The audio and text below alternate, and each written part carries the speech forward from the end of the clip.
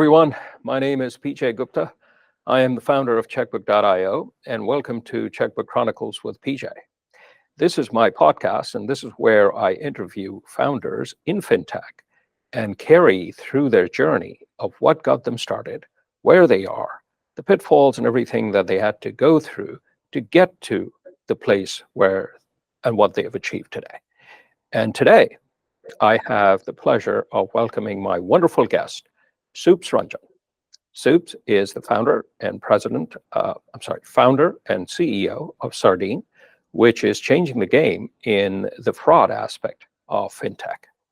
So with that, we will go over to Soups. Soups, welcome. Thank you for taking the time. You and I go back some time. We've known each other for a while. I would like to start with telling the audience about your background. You have been with a number of startups. You have already achieved a bunch of accolades in your past.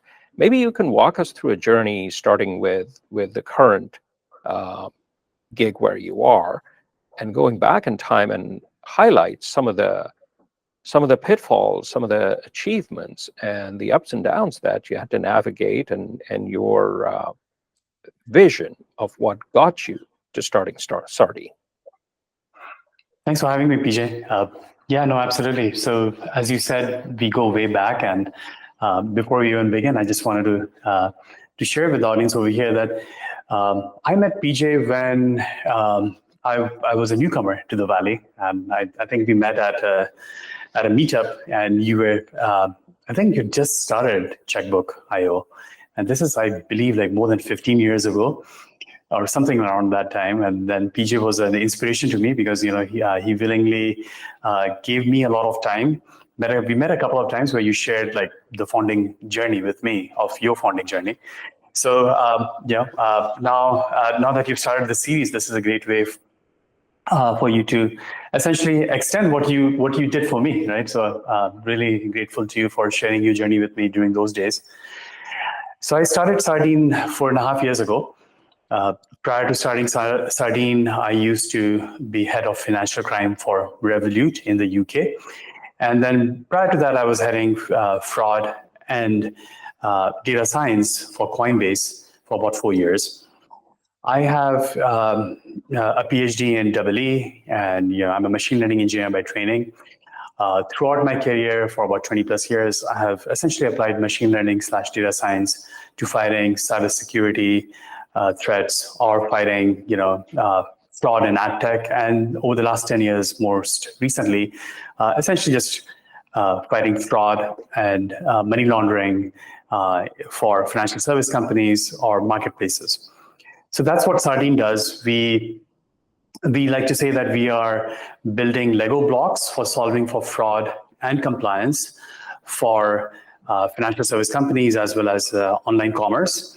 Today, we have about 250 plus customers worldwide, including some of the largest retailers, some of the largest fintechs worldwide, and several banks. And in terms of our differentiators, we say that we are behavior-based fraud and compliance platforms. So we look at a consumer's behavior when it comes to creating an account. And we also look at their ongoing behavior throughout their entire life cycle of how they're logging in, how they're making payments, etc. Yeah, so happy to dive into any further details, PJ, but I'll turn it back to you. Yes. Look, you obviously are an authority in fraud, and fraud, particularly fraud online, and your company has done a lot in that domain. Share with us some of the hurdles, some of the things that you had to overcome, and the barriers you face to getting to this point. It sounds, when you look at it from the outside, oh, things are all smooth, but it's almost always a very bumpy road trying to get from point A to point B, particularly when you're changing the game, particularly when you're in a domain like fraud, where, by its very nature, it's something complex to solve. Yeah, absolutely.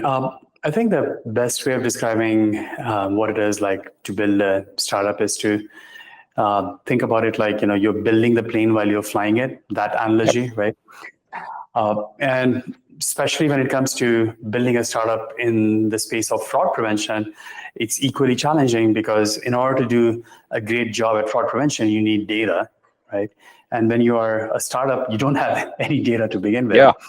So how do you convince your first few customers that you can do a better job at fraud when you don't have any data, right?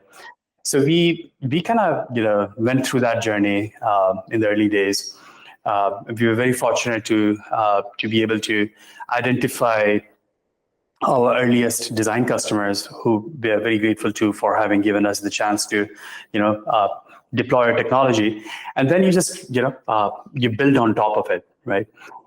And some of the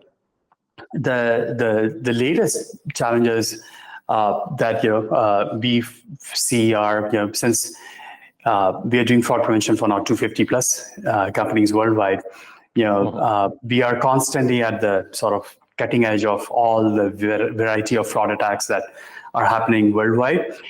And in order to keep up with it, we have to invest a lot of time and energy and resources from our side.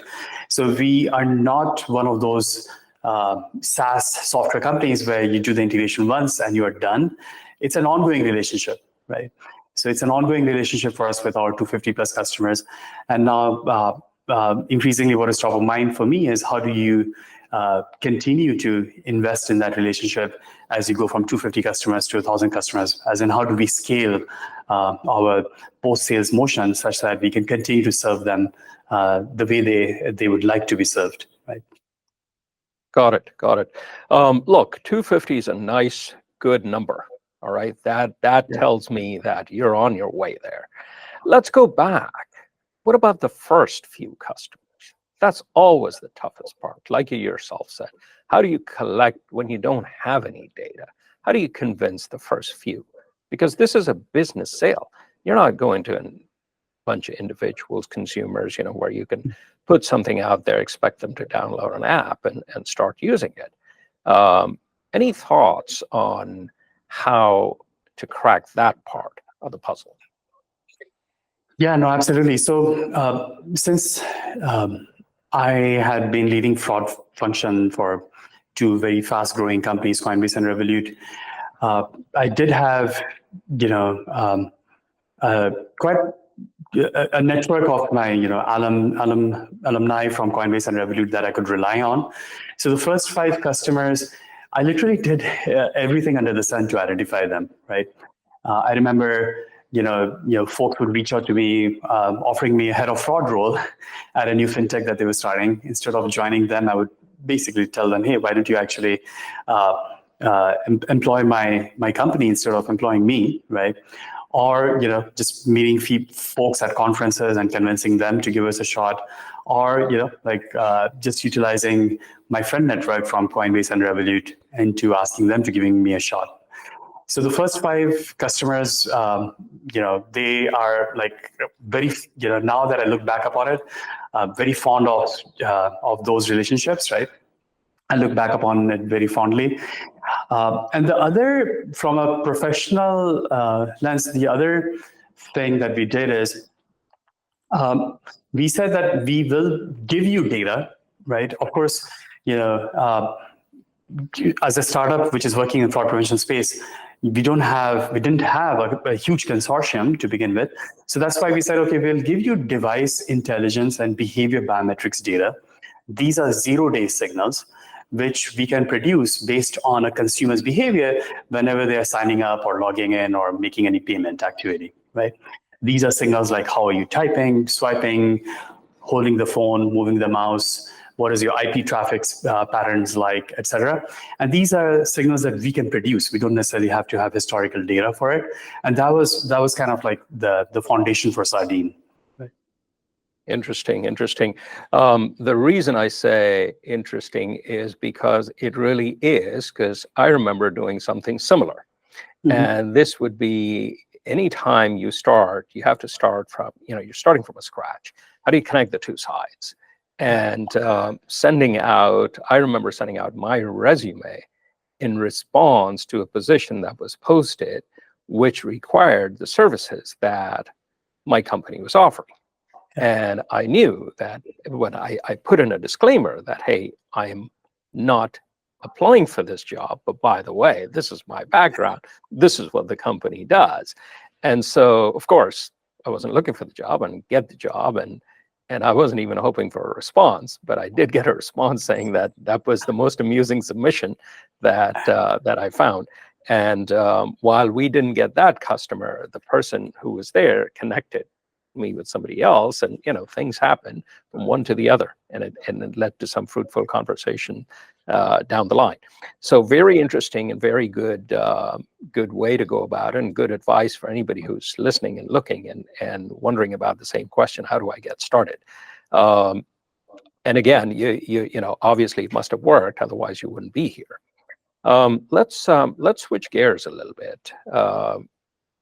Going through and getting those first customers, building the company, and yes, you've had a good background in this domain, which certainly helps. You have an alumni network, but all of those are, those are good things to have in the background, but none of them in and of by itself are guaranteed to give you success. Add to that the personal toll that it takes, the hours that you spend.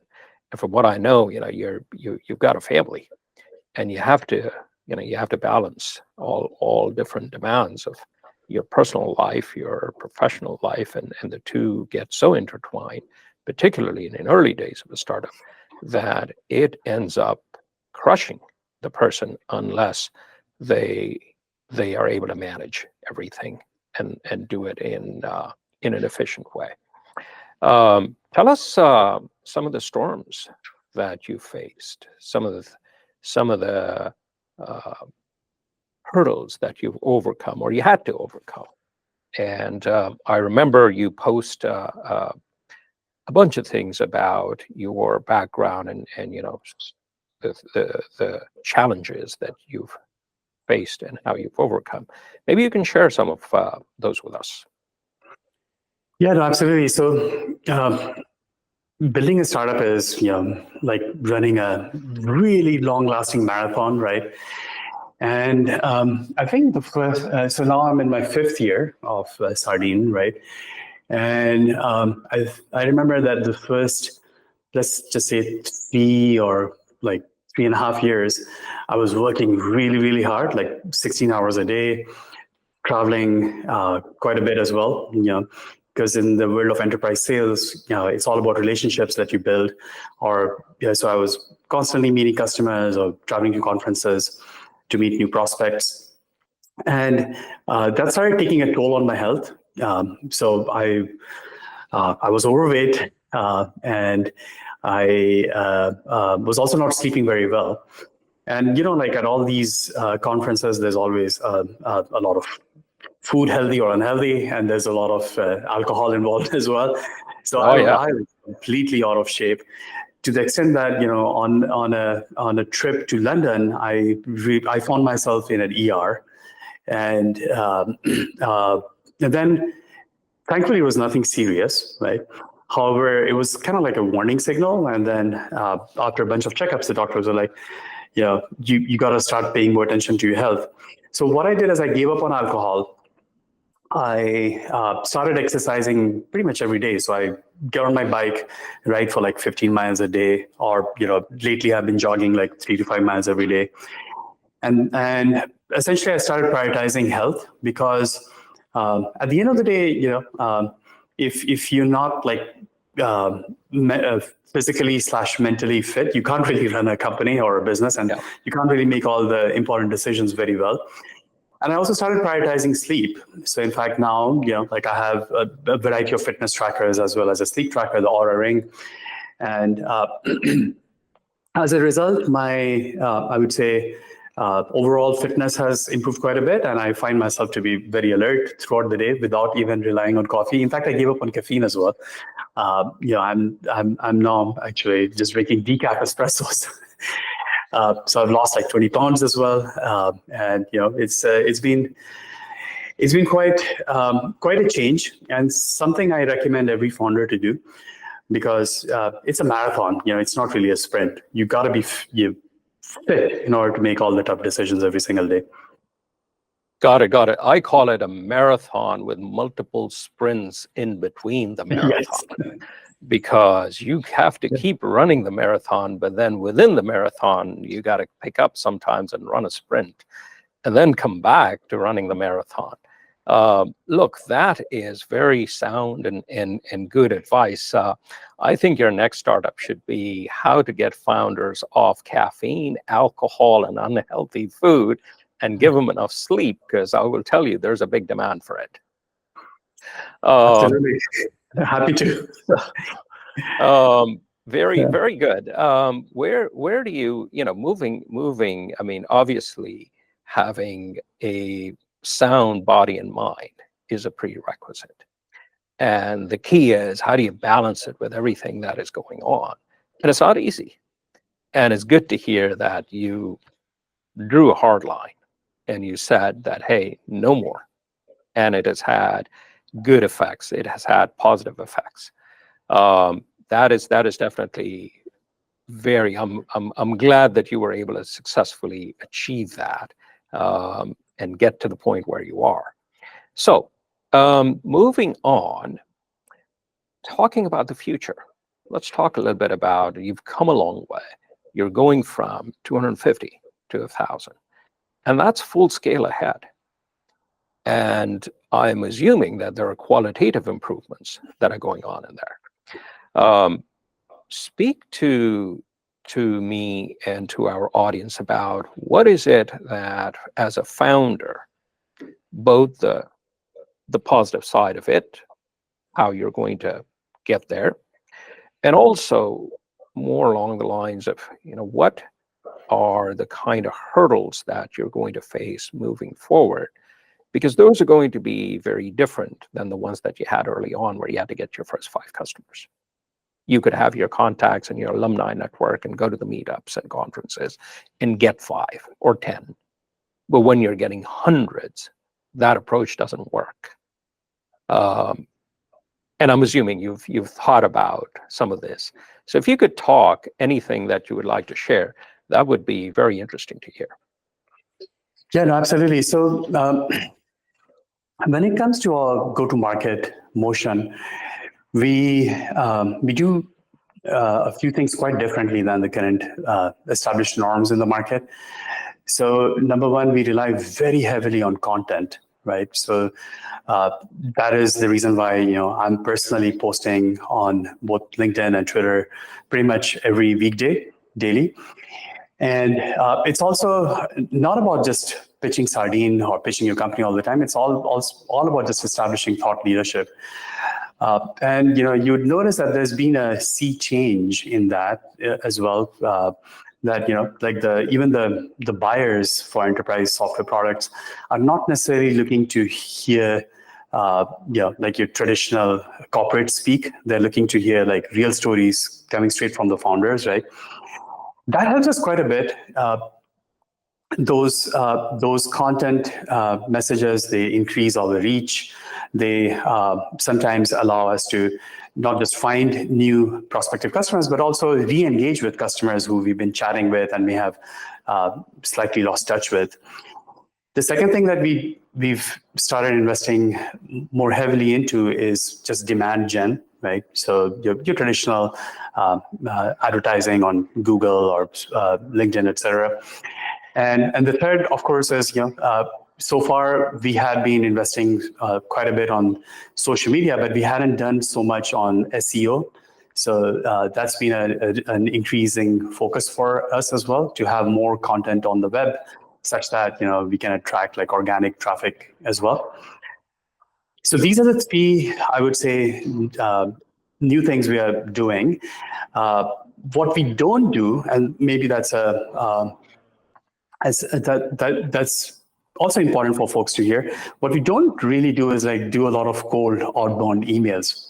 We never buy like emails of like prospective buyers and just spam them with like repetitive email messages. right? That just doesn't work. Even I get those email messages every single day, first thing in the morning, and the first thing I do is I just block those or delete those, right? So it's Yep. all about being authentic and establishing a real sort of connection with a buyer through thought leadership, and I think that's what works. Got it. Look, that is par for the course. Very good. And again, in the same vein, as you're expanding, no company can be successful unless it has a culture that promotes expansion. And in order to promote expansion, you need individual expansion. Everybody needs to feel part of the team. Everybody needs to be a part of the increase.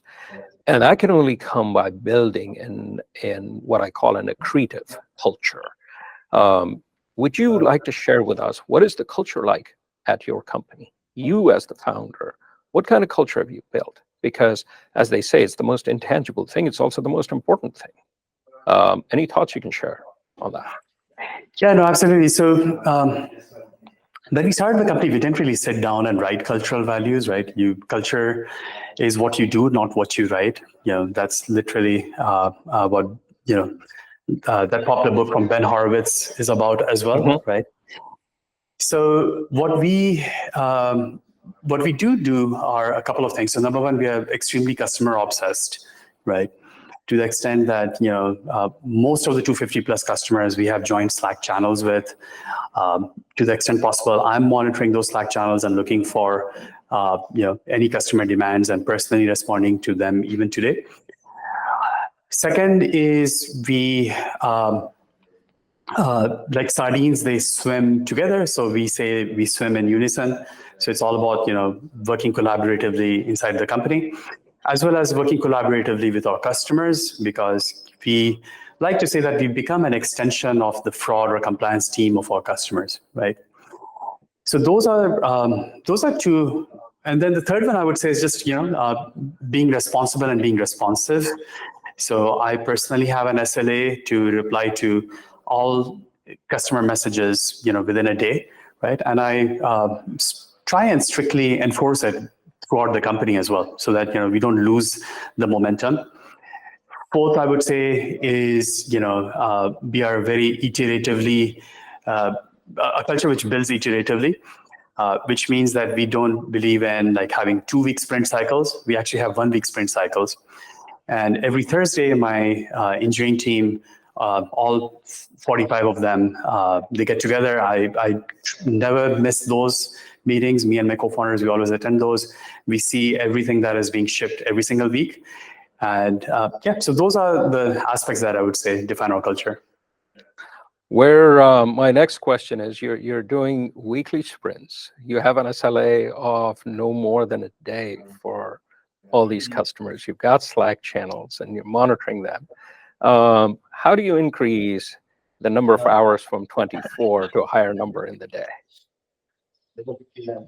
Could you please repeat the question? I was joking with you. I was saying, how do you increase the number of hours from 24 to something bigger in the day? Because all of these things end up taking time and taking time away from your life. So let's conclude this by, if you could talk about anything that you would like to share from your personal experience, whether it was something growing up, whether it was incidents that happened with you that got you to the place where you are managing and you're building the culture that you are. I think for people trying to get into this domain and seeing success from the outside, it's always helpful to know, what was it that that the founders went through, and what were those defining moments? Whether it's 1, 2, or 3, anything you can share, that would be worthwhile to share with our audience. Yeah, no, absolutely. So I knew I always wanted to start a company. I don't come from a family of entrepreneurs, though. I come from a highly academic. I was going to say, you have a PhD. Where does the desire to start a company come from? Because generally speaking, PhDs, you're a strong academic and you pursue a career in academics. Mm-hmm. That's right. Yeah, and my family's all academics. Including my wife, she's a professor at UC Berkeley. My in-laws, they're all retired professors of math. My dad is a professor, retired professor of physics. My grandparents were professors. So, like, it's academics all the way, going back 3 generations. So I was always interested in inventing new things and bringing it to life. I did do a PhD because that's what I grew up knowing. However, I quickly realized that in the domain of computer science, right,